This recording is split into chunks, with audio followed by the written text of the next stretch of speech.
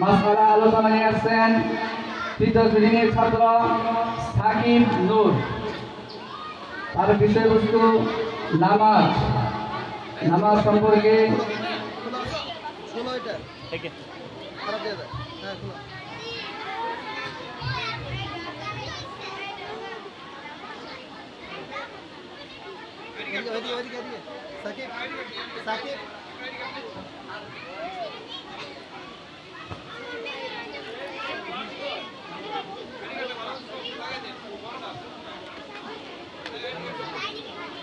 आगे आगे ना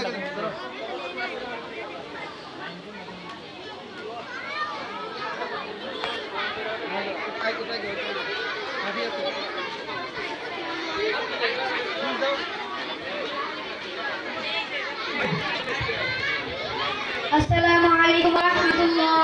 ওয়ালাইকুম আসসালাম ওয়া রাহমাতুল্লাহ। আপনি কেমন আছেন?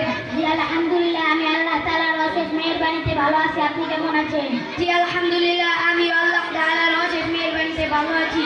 আপনি কোন মাদ্রাসায় পড়ছেন? আমি মাদ্রাসাতুল হেরা টাঙ্গাইলে ইসলামিক স্কুলে পড়তেছি। মাশাআল্লাহ।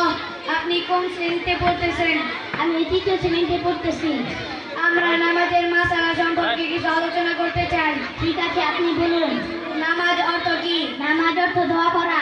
কাদের জন্য নামাজ আদায় করা ফরজ? ধনী গরিব পুরুষ মহিলা সকল প্রাপ্তবয়স্ক মুমিনের জন্য নামাজ আদায় করা ফরজ। নামাজের ফজিলত ও গুরুত্বের জন্য আয়াতে কারিমটি বলুন।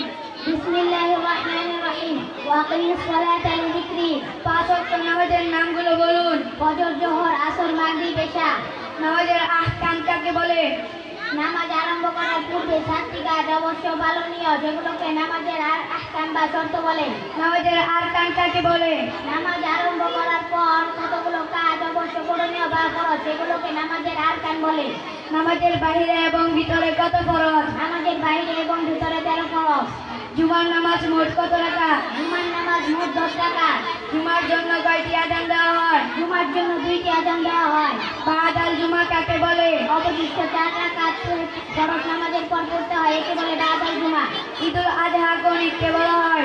ঈদুল আযহা কুরবানির ঈদকে বলা হয়। ঈদুল ফিতর কোন ঈদকে বলা হয়? ঈদুল ফিতর রোজার ঈদকে বলা হয়। ঈদের নামাজের অতিরিক্ত তাকবীর কয়টি? ঈদের নামাজে অতিরিক্ত তাকবীর 6টি। মাশাআল্লাহ, আমি আমার সঠিক উত্তরগুলো পেয়েছি। জাযাকুমুল্লাহ।